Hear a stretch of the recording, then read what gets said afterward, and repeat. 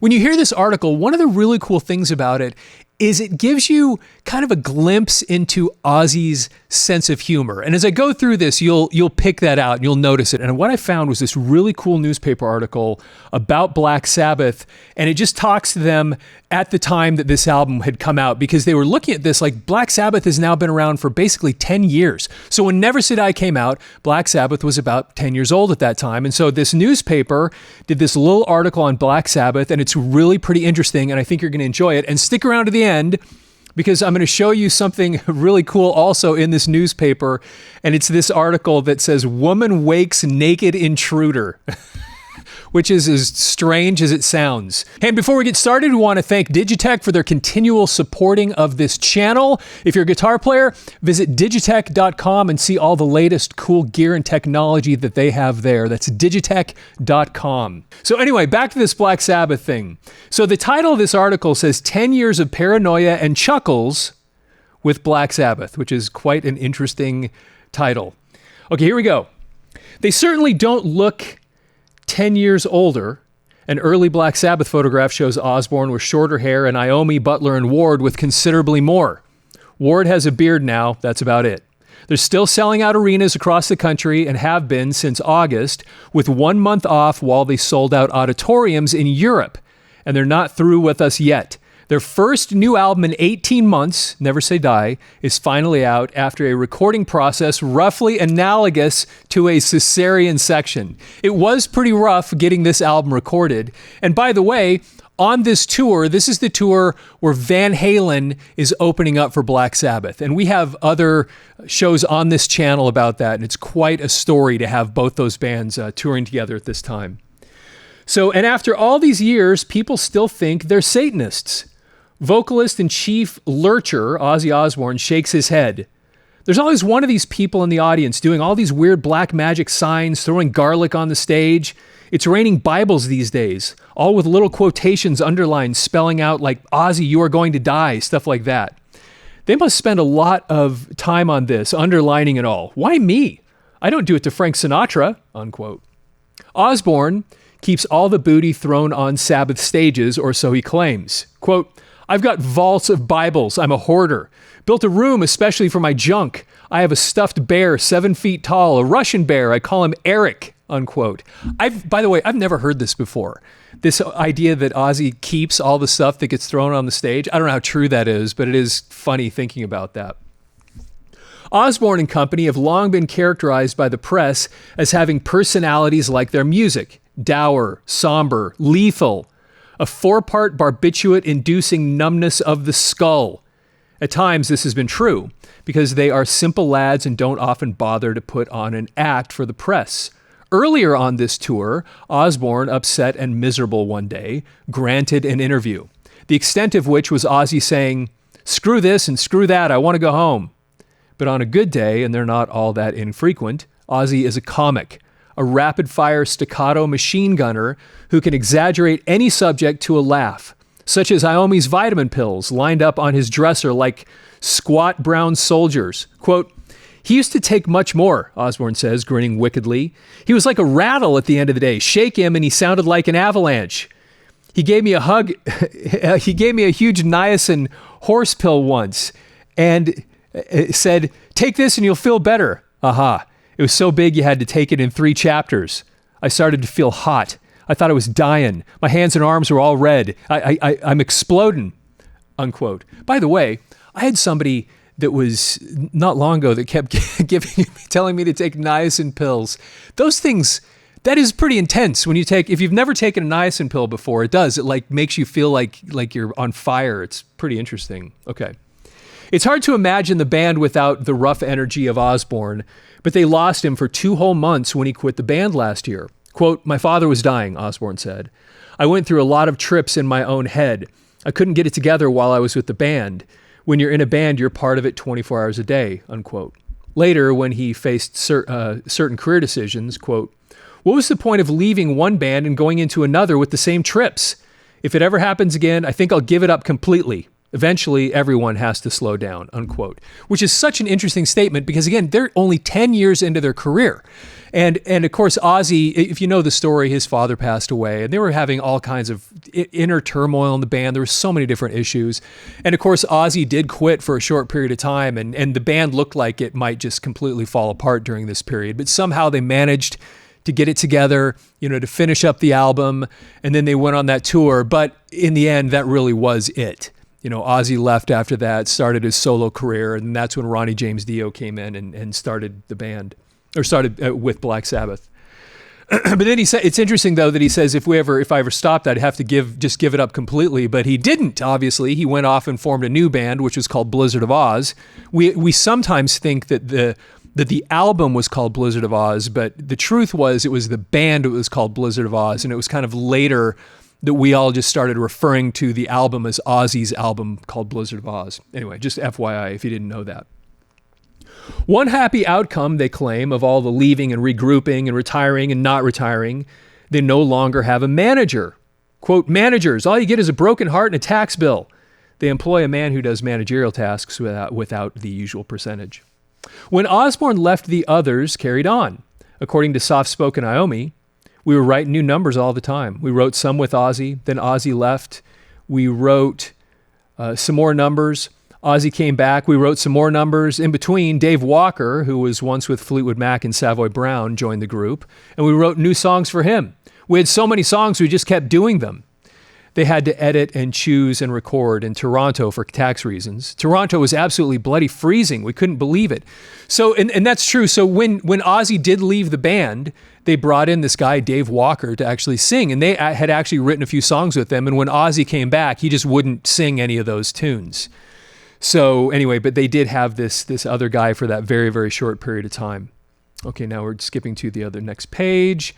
All right, so the group says they're quite pleased with the new album. Quote, it's a very mature album, Osbourne says. You'll notice certain changes that have happened to the music. Little bits of the old, past, future. It's been one of the most difficult to do. We'd written so much stuff we didn't know what to put on it, unquote. Osbourne's opinion aside, half of Never Say Die is raw Black Sabbath meat, the kind of unsophisticated, blood-pulsing thumpers we expect. The other side is more experimental with a few excursions into slower, jazzier formats that seem alien. Maybe they'll get better at it. And I'm just curious, your input, your thoughts on the album Never Say Die. Does that, in your opinion, is that an apt description of what that album is like?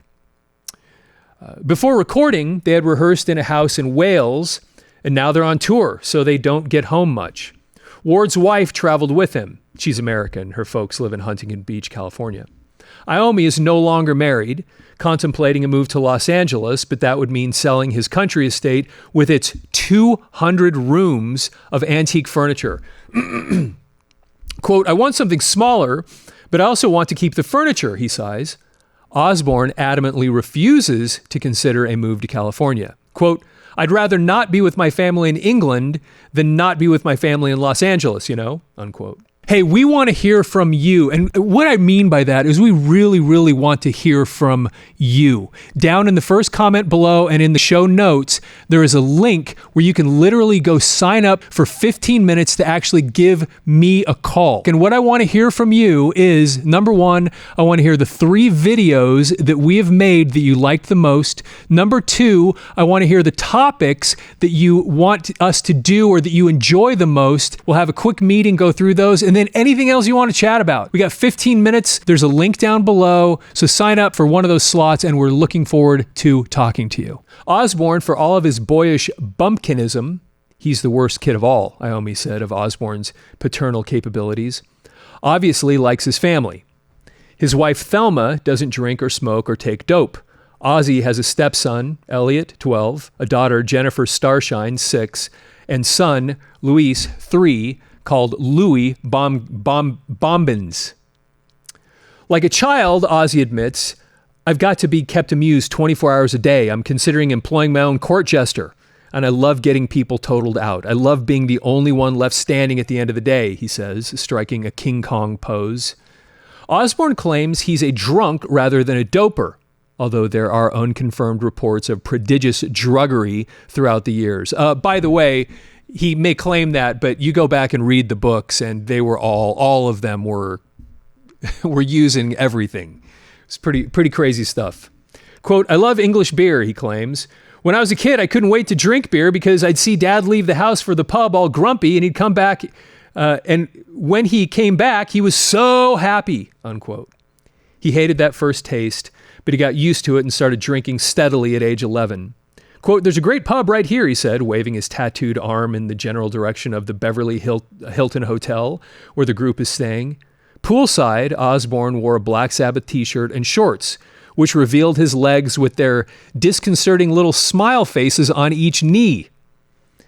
These tattoos, and the ones spelling out his name on his hands, look as if they were scratched in with a ballpoint pen. Yeah, that is true. You know, those things looked like they were just kind of really, really sloppily put together. Maybe that's part of the charm, too. He has several other tattoos that were obviously executed by a professional. Gratified by their success after such a long absence from our stages and charts, every gig has sold out, most of them very quickly, Iommi calmly smiles. And by the way, like I said a little while ago, this was touring with Van Halen. You know, and there's a lot of people that were saying maybe some of the people that were coming to see the show was because Van Halen was on the, you know, they were on the way in and Black Sabbath was kind of on the way out. But one thing for sure, though, is if you go back and you read people, I think Tony might even address this in his book, but they were looking at this thinking that the record company was using Black Sabbath to build a following for Van Halen. And they were actually feeling like they were being used. Like the record company was looking at Black Sabbath like they were this washed up band, even though they were still pulling a crowd. And they were basically saying, hey, we can get Black Sabbath's crowd to come to their concert, and then we'll sell them on Van Halen when we're there because Van Halen's going to be the moneymaker in the future. Anyway, that's the way some of the guys in Black Sabbath believed what was going on at the time. That they were actually being used. That they weren't being sent out on the road to promote the album. They were mostly being sent out on the road to promote Van Halen. You know, for those of us that love this classic media, I think most of us remember these things, audio and videotapes. And I recently realized that a lot of the viewers of this channel don't realize that behind this channel, there's a company called the Audiomover Digitizing Studio. And for 25 years, we've been digitizing old media like this for individuals and organizations across the United States and Canada. So if you have any old audio or videotapes you need preserved, we can help. And for anybody watching this video today, we're offering a 15% discount on any Audiomover digitizing service. Just use the discount code on the screen. So visit audiomover.com today to learn more and get an order started. Calmly smiles. "It really has been a good tour," he understates. Asked if he had ever thought the group would last this long, he shrugs. "I don't really think about it." Pause. "I wouldn't like to see it end. We all do enjoy it," which is so funny to listen to this stuff now. One of the reasons I love reading these articles, because now we know what was really going on at the time. You know, the strife, the difficulties, the problems. Because right after this, of course, Ozzy's gone. They kick him out, and then Ozzy has to go off. You know, he kind of picks up, and they put that new band together with Randy Rhoads. You know, Blizzard of Ozz, like we talked about a minute ago. And then Black Sabbath picks up Dio. And they, in some ways, you know, when you look back at that, you could argue that it was good for both parties because they were kind of, it seems, losing their way by the time Never Say Die came out. Even though there are people that watch this channel that think that's their best album, it did seem that they were losing their way. And with Ozzy being able to go out on his own and being introduced to Randy Rhoads kind of gave him a shot in the arm, and he started picking back up and finding himself, and of course became a legend again after that, a whole new career. And then Black Sabbath picking up Dio, you had this whole new energy brought into Black Sabbath because Ozzy never wasn't as involved with writing the music like Dio was. When Dio came into the band, I mean, Dio was a multi-instrumentalist. He could play different instruments, he wrote lyrics, he wrote songs. And so it was so both camps, both groups were kind of introduced this whole new thing that kind of helped them almost resurrect in a new form. And so you could argue that it ended up being better for both for Ozzy and for Black Sabbath to have that experience because they were able to get this new energy and make some really great things happen. I mean, because when you ask me, some of my favorite stuff that ever was done under the name of Black Sabbath was the stuff with Ronnie James Dio. I love that stuff. I mean, the first time I was introduced to Black Sabbath, the first time I remember hearing a quote Black Sabbath song was the song Mob Rules from the heavy metal soundtrack. And and then about the same time, we're all being introduced to Ozzy, and it wasn't until after I had heard of Ozzy that I even realized that he had been with Black Sabbath. And that was true for a lot of us because we were all very young and we're just kind of figuring things out. And so, anyway, it arguably was a good thing for both camps to have that kind of starting over thing. Okay, so I'm going to share a couple other things with you. That's the end of the article. This is always so interesting. So on this same newspaper, this is December 7th, 1978, by the way. So this is October, about 2.5 months after Never Say Die had come out. But it's interesting to see what other music was popular at the time because it kind of helps get a timestamp of what was going on. So these were the popular albums out around the same time when they were writing this article, but again, around the same time that Never Say Die came out. Living in the USA, Linda Ronstadt. I know nothing about that album. 52nd Street, Billy Joel. I think we probably all know a little bit about that one. The soundtrack for Grease. That was huge. That was such a big deal. Foreigner's Double Vision, which was also huge. Boston, Don't Look Back. This is, of course, their second album, which was such a big deal. And then Pieces of Eight by Styx. So not my favorite Styx album, but a really cool album cover. And it had some cool songs on it. I don't want to knock it too much, but it was, Styx was a big deal at that point. Who Are You by The Who, Some Girls, Rolling Stones, Hot Streets by Chicago, I don't know that one. Tormato by Yes, I've got that one in the collection. I don't know that was their greatest album, but that was what they were doing at that time. Twin Sons of Different Mothers, and that's Dan Fogelberg and Tim Weisberg. Dog and Butterfly, that's Early Heart. Night Watch by Kenny Loggins. Time Passages, Al Stewart. A Wild and Crazy Guy, Steve Martin. Do you remember that? Do you remember when Steve Martin just kind of showed up and he'd be playing his banjo? I'm a wild and crazy guy. And he'd put that, he'd be playing his banjo, and in the middle of playing the banjo, he'd grab that arrow and he'd stick it so it looked like there was an arrow growing through his head. And he said something like, got to keep the jokes rolling. I don't know, keep the laughs going. Anyway, but he was such a big deal. I remember Steve Martin hitting. Stranger in Town, Bob Seger. Brother to Brother, Gino Vanelli. I don't know anything about that. Comes a Time, Neil Young. The Stranger, Billy Joel. That was another big one. Let's Keep It That Way, Anne Murray. Bursting Out by Jethro Tull. I don't know anything about that record. I'm much more familiar with the early stuff of Jethro Tull. This is way later into their career. Children of Sanchez, Chuck Mangione. Mixed Emotions, Exile. Bat Out of Hell. Meatloaf, one of the biggest selling albums of all time, was out at this point. So Meatloaf and Jimmy Steinman. And it's interesting because even though it's Bat Out of Hell by Meatloaf, it was originally supposed to be Meatloaf and Jim Steinman. But then if you look at the record, I think it's down at the bottom. It says music by Jim Steinman. And there was a little problem with that because Meatloaf was getting all the credit, even though he was, I was going to say just the singer, but he didn't write the music. That was all Jimmy Steinman put that stuff together. But it just wouldn't have been the same without Meatloaf. He was awesome. I love that guy. He had so much just charisma, such an interesting dude. And then recommended new releases, Weekend Warrior by Ted Nugent, Single Man Elton John, more songs about buildings and food, Talking Heads, Toto, Steely Dan's Greatest Hits, Aerosmith Live Bootleg, I've got that, Rush Hemispheres, and Plan to Win by The Outlaws. Wow. Okay. Let's jump back to the other thing I wanted to show you. This is a really, so one of the things I do, so in this channel, we pull out old newspapers, record reviews, that kind of thing, and then we'll find things about bands like we did about Black Sabbath. But one of the things I do when I'm looking at these newspapers is sometimes I'll just go back to the front page and just kind of skip through it and see if there's anything else interesting in the newspaper. And I saw this headline and I thought, okay, I got to read this. What is this? So again, the headline is Woman Wakes Naked Intruder. This is great. Okay. A Parkland college student knew what to do with a naked intruder she found in her bed Wednesday morning. She took him at knife point to the Urbana police station. So she showed up in the morning and there's a naked guy in her bed, and at knife point takes her to the police. Okay, let's keep going. The woman, who lives in the 700 block of North Matthews Avenue, Urbana, told police she was returning home from work about 6:45 a.m. when she found a man naked from the waist down, asleep in her bed.